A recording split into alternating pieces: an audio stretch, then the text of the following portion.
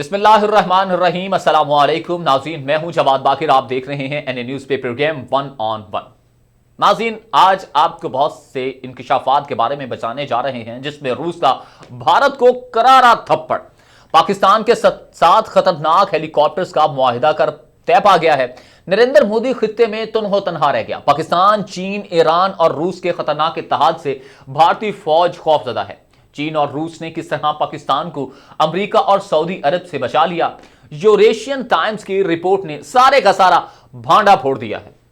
आज के इस प्रोग्राम में तफसील से आपको बताएंगे कि पाकिस्तान ने रूस से हंगामी तौर पर ये हेलीकॉप्टर क्यों खरीदे और ईरान अमेरिका को अब तक का कौन सा बड़ा धचका दे चुका है।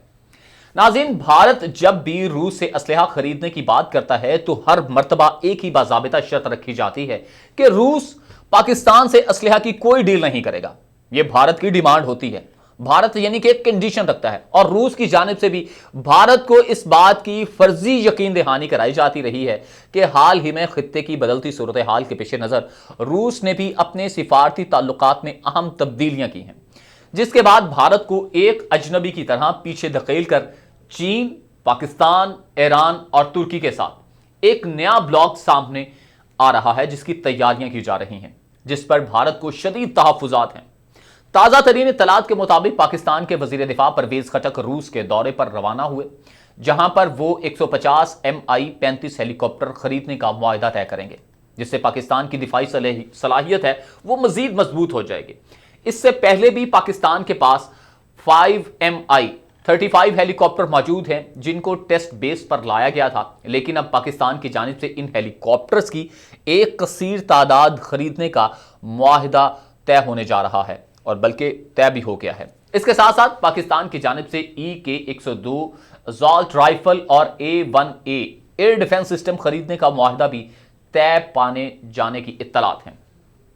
इसके अलावा नाज़रीन, रूस और पाकिस्तान के ताल्लुकात जो हैं वो बेहतरी की जानिब गामजन हैं। उम्मीद जाहिर की जा रही है कि दोनों ममालिक के माबैन मुआहिदा तय पाने के फौरी बाद रूसी फौजें जंगी मशकों के लिए पाकिस्तान आएंगी और पाक फौज के जवान भी इन मशकों के लिए रूस जाएंगे। यह बात काबिल जिक्र है कि पाकिस्तान के साथ साथ भारत भी रूसी असलहा की खरीदारी करने वाला बड़ा मुल्क है, लेकिन रूस का पाकिस्तान की जानिब बढ़ता हुआ झुकाव नरेंद्र मोदी के लिए परेशानी का बायस बना हुआ है।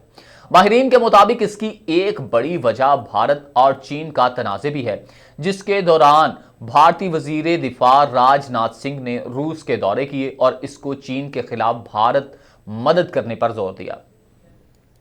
लेकिन रूस की जानिब से ऐसा कोई भी कदम उठाने से गुरेज किया गया, जिस पर भारत और रूस के ताल्लुकात भी पस्ती का शिकार हो चुके हैं। नाज़रीन, अब हाल ही में रूस, चीन, पाकिस्तान और ईरान की जानिब से इंतहाई खतरनाक फौजी मशकें की गई। ये मशकें शिमाली कफकाज के साथ कैस्पियन समंदरों में की। इनमें पाकिस्तान, ईरान और चीन के साथ साथ आर्मीनिया, बेलारूस, म्यांमार के 1000 फौजी जवानों ने शिरकत की, जबकि ईरान की जानिब से भी इन बहरी मशकों में भरपूर शिरकत की गई। इसके अलावा इन मशकों में आज़रबाईजान, काज़ाकिस्तान, ताजिकिस्तान, इंडोनेशिया, ईरान और श्रीलंका के नुमाइंदे भी शरीक हुए। इन मशकों में 250 टैंकों, 450 इन्फेंट्री से लड़ने वाली गाड़ियां, बख्तरबंद अमला, कैरियर, 200 आर्टिलरी सिस्टम और एक से ज्यादा लॉन्च रॉकेट सिस्टम शामिल थे। अब इधर हैरानकुन बात यह है कि भारत ने रूस में कसीर जहती जंगी मशकों से दस्तबरदारी का फैसला किया कि अब हम नहीं आएंगे भाई रूस के साथ मशकें करने, जिससे साफ जाहिर है कि दोनों मुल्कों के ताल्लुकात में दरारें पड़ चुकी हैं। एक सरकारी बयान में नई दिल्ली ने वबा की बढ़ती हुई शिद्दत की वजह से इसमें शमूलियत से इनकार किया था, तहम मुकामी जो मीडिया रिपोर्ट्स में कहा गया कि इसकी एक बड़ी वजह चीन और पाकिस्तान का मशक में हिस्सा लेना था। दिफाई माहिरीन ने यूरेशियन टाइम्स से गुफ्तगू करते हुए कहा कि रूस कई दहाइयों से भारत का मजबूत और सबसे ज्यादा काबिल एतमाद इत्तेहादी रहा है, लेकिन हाल ही में चीन, पाकिस्तान और तुर्की के साथ बढ़ती हुई कुर्बतों ने दोनों ममालिक के ताल्लुकात में दरार डाल दी है। भारत की जानिब से रूस के पाकिस्तान और चीन के साथ इत्तेहाद को दुश्मन की सफ़ों में खड़े होने की मुतरादफ कहा गया, जबकि भारतीय वजारत दिफा की जानिब से बयान दिया गया कि जिसमें वाज़ेह तौर पर बताया गया कि रूस की भारत के इलाकाई दुश्मनों के साथ साथ कुर्बतें भारत की सलामती के लिए खतरा हैं। اس کے ساتھ پاکستان اور چین پر بھی الزام عائد کیا گیا کہ ان ممالک نے اسٹریٹجک شراکت داری کا سہارا لیتے ہوئے بھارت کو آؤٹ کیا اور روس کے ساتھ اپنے تعلقات کو بلند ترین سطح تک لے گئے۔ ایشیا میں ایک نیا اتحاد بننے جا رہا ہے جس کے بعد بھارت کو خطے میں مزید مشکلات کا سامنا کرنا پڑ سکتا ہے، اور اس اتحاد سے نہ صرف امریکہ بلکہ خود بھارت کا بھی ایشین ٹائیگر بننے کا خواب ہے وہ چکنا چور ہو جائے گا۔ اب اگر اس خطے کو دیکھیں تو اس میں چین، روس، پاکستان، ترکی اور ایران جیسے ممالک پر مشتمل ایک نیا اتحاد ابھر رہا ہے۔ ان فوجی مشقوں کی غیر معمولی اہمیت کی وجہ سے روسی دفاعی اور سیاسی تجزیہ کار میشائل بورس کا ٹویٹر پر کہنا تھا کہ بھارتی وزیر اعظم نریندر مودی صاحب کی پالیسیز کی وجہ سے ایشیا میں روس، چین، ایران اور ترکی کا باہمی اتحاد ابھر رہا ہے۔ بھارت اپنے ہمسایہ ممالک میں تنہا ہوتا جا رہا ہے جبکہ اس کا روایتی حریف پاکستان دن بدن ہر گزرتے دن کے ساتھ ساتھ مضبوط ہو رہا ہے، جو کہ بڑی اچھی بات ہے، جبکہ چین بھی اسی اتحاد کے ذریعے سے سی پیک کو بچانے کے لیے ہر ممکن کوشش کرے گا۔ اب بھارتی تھنک ٹینک سے منسلک دفاعی تجزیہ کاروں کا بھی کہنا ہے کہ عالمی طاقتوں کے مابین کشیدگی بڑھ رہی ہے اور اس کے اثرات بھی بھارت پر مرتب ہوں گے۔ روس اور امریکہ کے مابین خراب ہوتے ہوئے تعلقات نے چینی روسی اتحاد کو مزید مضبوط بنا دیا۔ اب یہ ایک نیا بلاک ہے۔ امریکی پابندیوں کے بعد روس نے چین کی طرف رخ کر لیا ہے۔ اب روس اور چین اکٹھے ہو گئے۔ چین کے ذریعے روس کے پاکستان کے ساتھ تعاون اور بات چیت میں اضافہ ہو جائے گا جس کا پاکستان کو بہت فائدہ ہوگا آنے والے دنوں میں۔ ناظرین، دوسری جانب پاکستانی دفاعی تجزیہ کاروں کا کہنا ہے کہ پاکستان اب امریکہ